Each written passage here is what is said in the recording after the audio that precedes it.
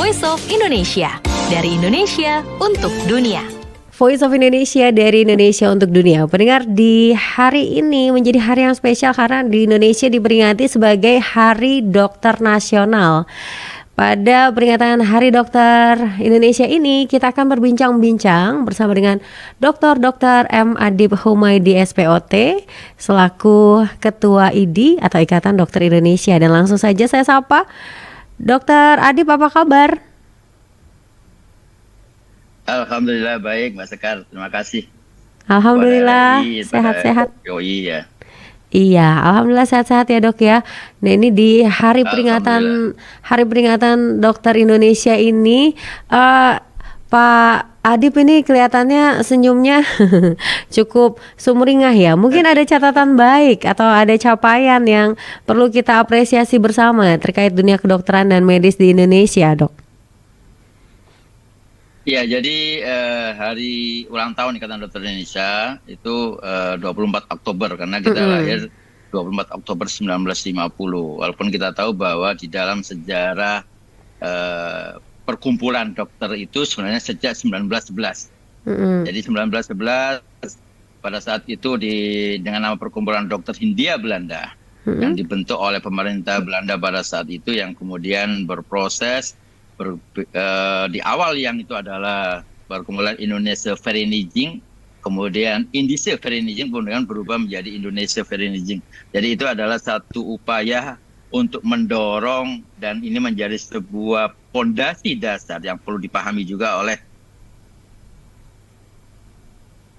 beberapa dokter baru tidak begitu memahami terkait dengan sejarah ini. Tapi ada satu highlight yang harus dipahami dalam sejarah pembentukan perkumpulan dokter ini bahwa pada 1912 oleh salah seorang senior Dr. J.A.K. Yadu, beliau berasal dari Ambon, beliau kemudian yang mendeklarkan tentang perkumpulan dokter pribumi sehingga kata Indis tadi berubah menjadi Indonesia. Nah, ini adalah kenapa?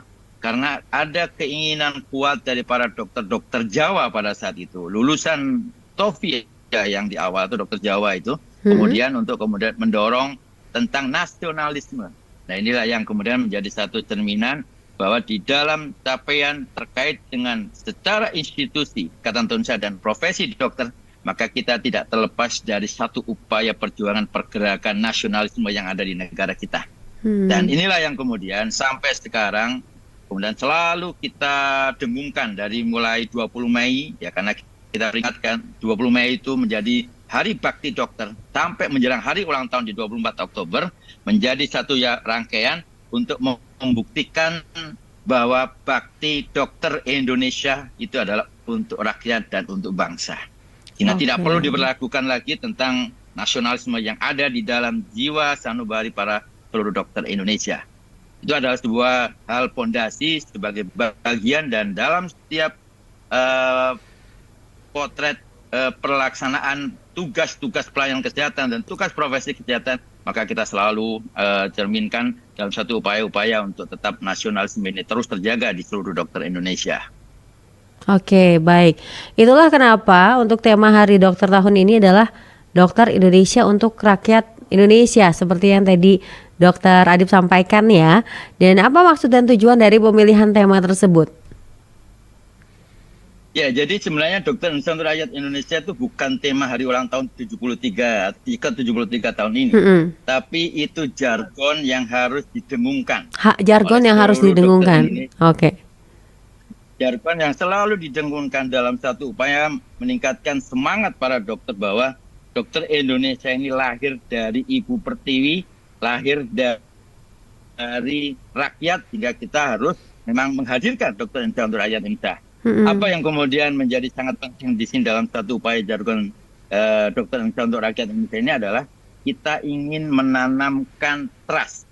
Jadi public trust, kepercayaan publik kepada dokter Indonesia ini, sehingga nanti bagi dokter perwujudan dari Dokter untuk Rakyat Indonesia itu adalah apa? Bangga menjadi dokter Indonesia. Buat pasien, buat masyarakat, bangga dilayani dokter Indonesia. Dua hal itulah yang kemudian menjadi satu cerminan dalam satu upaya perwujudan jargon dari Ikatan Dokter Indonesia untuk semakin meningkatkan rasa memiliki rakyat terhadap dokter Indonesia. Oke, baik. Kalau untuk tema yang diangkat tahun ini apa, Dok? Kalau yang tema yang tahun ini kita memperkuat ikatan tradisi luhur. Jadi Memperkuat. ada kata-kata memperkuat tradisi luhur ini dalam satu upaya untuk kita ingin menunjukkan bahwa lahirnya profesi dokter tidak terlepas dari sebuah proses tradisi luhur yang diwujudkan dalam mulai pendidikan, yaitu tradisi luhur terkait dengan knowledge, tradisi luhur terkait dengan nilai kesejawatan, dan tradisi luhur yang terkait dengan etika moral. Karena tiga dasar inilah yang kemudian menjadi satu perwujudan standar kompetensi yang harus kita berikan kepada pasien-pasien kita atau kepada rakyat Indonesia. Oke, baik.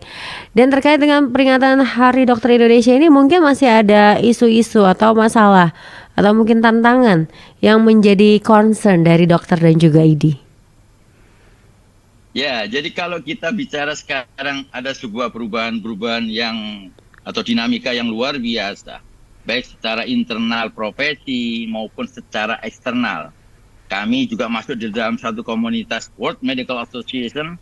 Kita berdiskusi, setiap tahun ada General Assembly, dan kita melihat bahwa tantangan profesi kedokteran ke depan ini akan semakin luar biasa. Tantangan apa saja? Berkaitan dengan tantangan yang internal maupun eksternal. Internalnya itu adalah apa? Bahwa kita harus meningkatkan kompetensi kita. Kita harus mengejar ketertinggalan kita dengan para dokter-dokter yang dari luar negeri. Apa yang menjadi ketinggalan kita adalah international certification, teknologi, kemudian penyetaraan kompetensi. Inilah yang kemudian menjadi satu penguatan yang harus dilakukan oleh organisasi profesi. Dalam hal ini Ikatan Dokter Indonesia bersama dengan seluruh perhimpunan dokter spesialis yang berada di bawah Ikatan Dokter Indonesia dan juga kolegium, untuk kemudian kita menyiapkan SDM dokter yang bisa bersaing nanti di tingkat global. Kemudian tekanan atau pressure eksternal pun juga harus kita antisipasi. Apa pressure eksternalnya? Teknologi explosion. Jadi perkembangan teknologi. Karena sekarang yang muncul adalah kadang-kadang ini yang perlu harus kita antisipasi. Jangan sampai pasien dilayani oleh orang yang hanya tahu teknologi tapi tidak tahu knowledge-nya. Karena knowledge is not only from the technology, tapi knowledge itu melalui sebuah proses pendidikan. Karena goal-nya kita adalah patient safety. Keselamatan pasien itu harus nomor satu yang harus kita kita perjuangkan. Kemudian liberalisasi, free trade, dokter asing.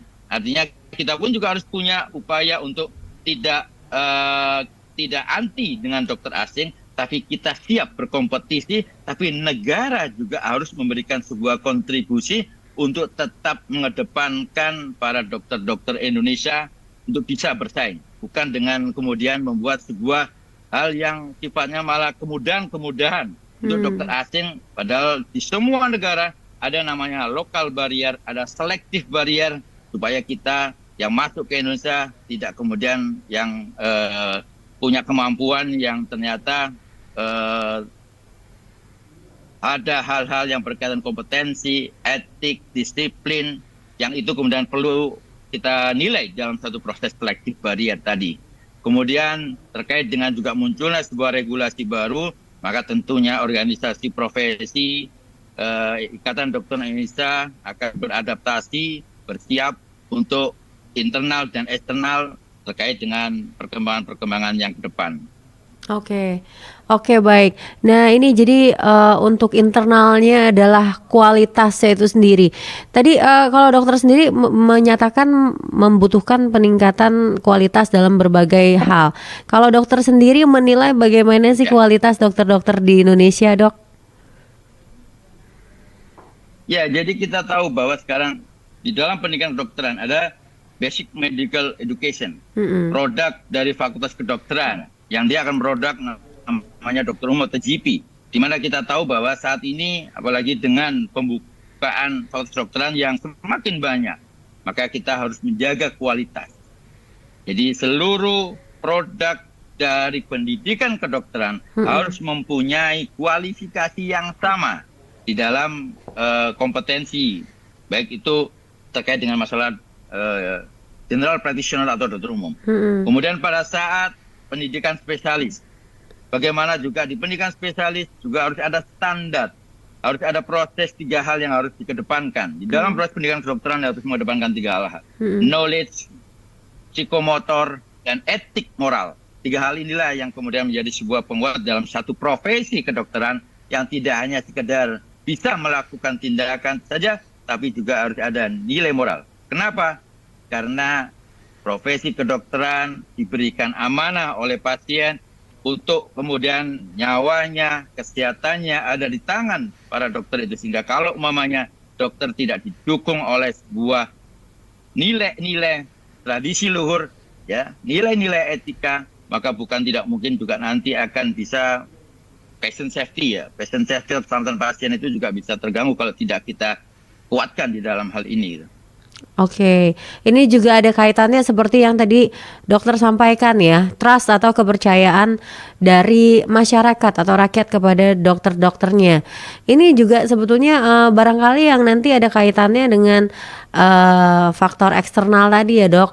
Barangkali kemudian ada yang memilih untuk berobat ke luar negeri atau memilih dengan dokter asing gitu, seperti yang tadi menjadi concern dari ID.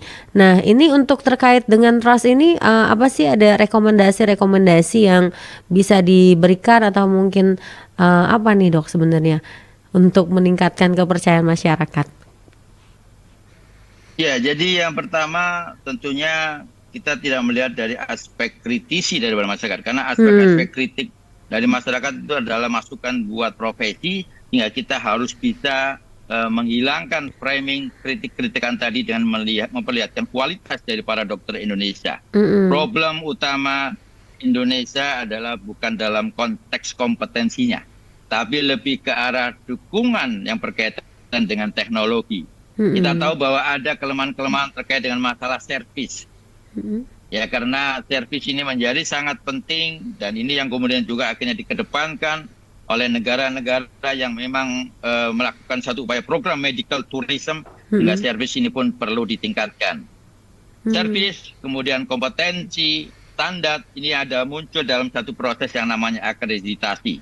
Nah, akreditasi inilah yang kemudian perlu ada upaya-upaya penguatan rumah sakit, baik dari sisi servis, baik dari sisi para tenaga medis dan tenaga kesehatannya, dan juga dari aspek teknologi. Dan yang paling penting juga adalah bahwa kita harus kedepankan buat para sejawat dokter Indonesia untuk menghargai pasien-pasiennya, jadikan mereka bukan menjadi objek, tapi mereka adalah subjek yang kemudian saling berinteraksi, dan tingkatkan komunikasi yang efektif, karena disitulah nilai yang akan muncul dalam satu upaya profesi kedokteran di dalam pelayanan kesehatan.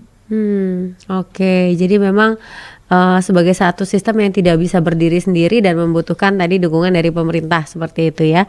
Nah, tapi dok, kalau berdasarkan data ini di tahun 2023 ini jumlah dari rasio dokter Indonesia ya, ini angkanya masih kurang baik ini dok ya. Sebenarnya apa yang menyebabkan rasio tersebut begitu rendah dan juga tantangannya dok? Ya, jadi kadang-kadang kita yang terus terang aja agak bingung ini. Rasio ini mengukurnya dari mana? Karena dulu kita pakai standar yang namanya standar WHO, 1:2500.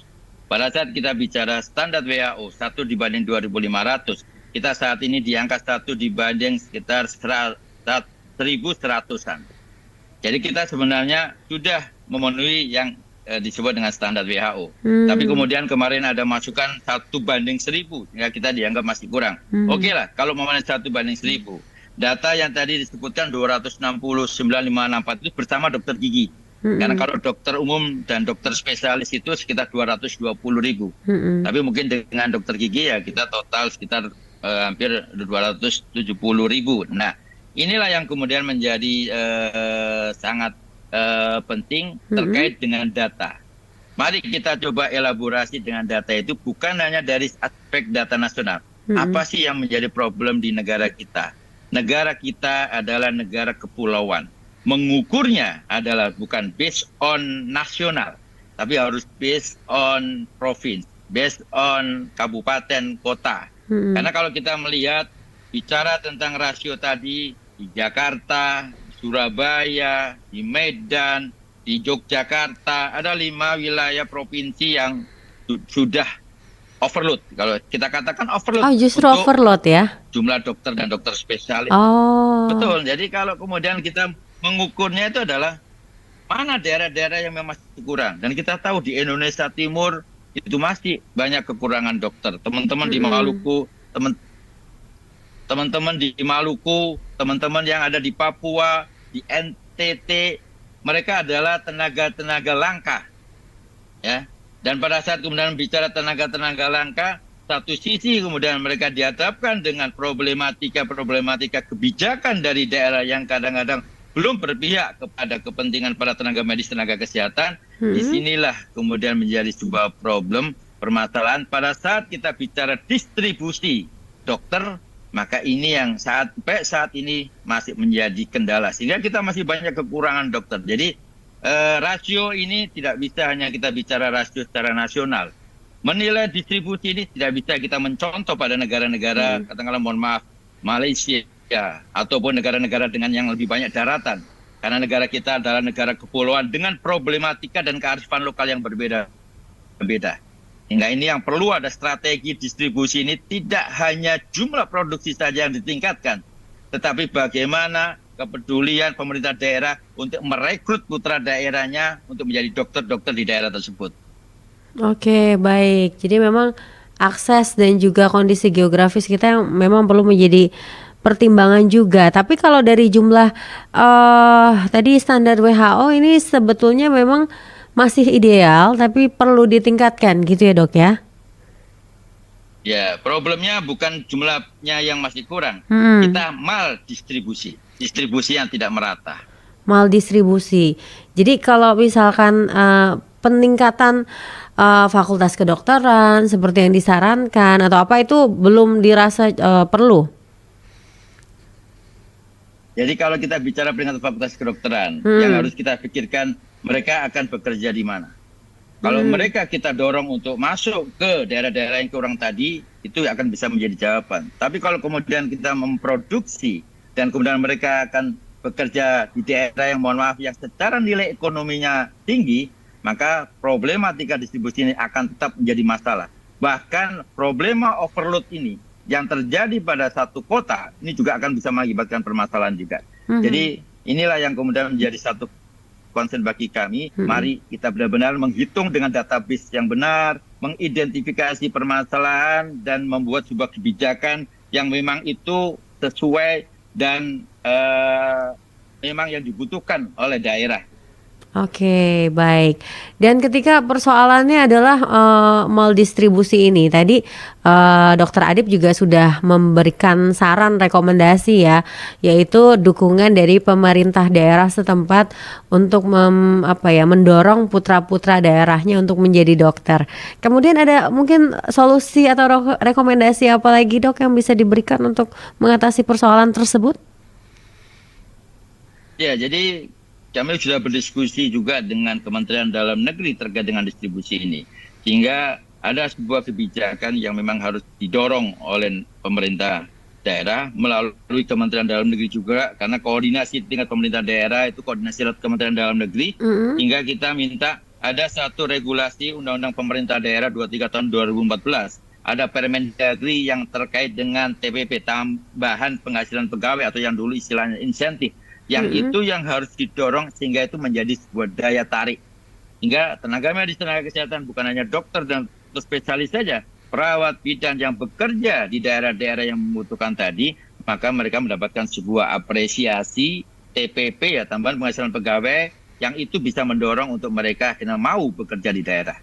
Selama kebijakan itu belum ada, maka ini juga akan menjadi sangat sulit dan kita tahu problem-problem di daerah juga begitu banyak, hingga kalau kemudian ini menjadi sebuah kebijakan regulasi secara nasional, maka kita akan lebih mudah untuk kemudian mendistribusikan teman-teman dokter dan juga tenaga kesehatan di daerah-daerah yang membutuhkan atau daerah-daerah yang masih langka. Ya, istilahnya sekarang ada langka karena ada nilai di dalam TPP atau insentif itu adalah nilai dalam aspek kelangkaan profesi. Oke, jadi ini justru belum ada ya, Dok? Ya, sekarang sedang didorong oleh Permendagri dan insya Allah mudah-mudahan beliau merespon dengan baik dan bisa menjadi regulasi nasional. Oke, baik. Dan terakhir, Dok, mungkin ada pesan khusus di Hari Dokter Indonesia dari PBID kepada pemirsa Voice of Indonesia? Ya, jadi yang ingin saya tekankan di dalam hari ulang tahun Ikatan Dokter Indonesia yang ke-73 ini, maka kami yang pertama tentunya adalah berharap kepercayaan masyarakat kepada dokter Indonesia masih ada. Karena kalau saya bicara masih tinggi, ada kecenderungan menurun. Tapi saya minta adalah kepercayaan masyarakat kepada dokter Indonesia harus atau tetap ada. Karena para dokter-dokter Indonesia ini adalah aset bangsa. Dan kami di dalam sejarah secara historis, baik profesi dokter maupun Ikatan Dokter Indonesia tidak terlepas dari nilai historis yang selalu kita tanamkan. Dan kami selalu terlibat di dalam setiap proses pembangunan kesehatan. Baik itu mulai dari awal berdirinya Ikatan Dokter Indonesia sampai menjelang atau tidak adanya di dalam undang-undang praktek kedokteran 2004 dan sekarang juga di dalam regulasi yang baru kita tidak ada, maka kami selalu menekankan bahwa kontribusi Ikatan Dokter Indonesia, kontribusi profesi dokter akan selalu tetap ada di dalam menjaga mutu pelayanan kesehatan untuk keselamatan pasien. Dan tentunya seperti yang jargon yang tadi kita sampaikan, Dokter Indonesia untuk Rakyat Indonesia, kampanye yang ingin kami lakukan adalah buat para dokter Indonesia bangga menjadi dokter Indonesia. Dan buat masyarakat pasien, mari kita canangkan bangga dilayani dokter Indonesia. Oke, baik. Dan terima kasih atas kepercayaan masyarakat kepada dokter Indonesia selama ini. baik, terima kasih Dokter Adib Humaydi. Sekali lagi selamat Hari Dokter Indonesia dan selamat ulang tahun untuk PBID. Sukses selalu ke depannya dan yang menjadi harapan-harapan dan visi misi ke depannya untuk menjadi dokter Indonesia untuk rakyat Indonesia bisa tercapai. Terima kasih Dok, salam sehat, selamat kembali beraktivitas. Terima kasih semuanya. Voice of Indonesia, dari Indonesia untuk dunia.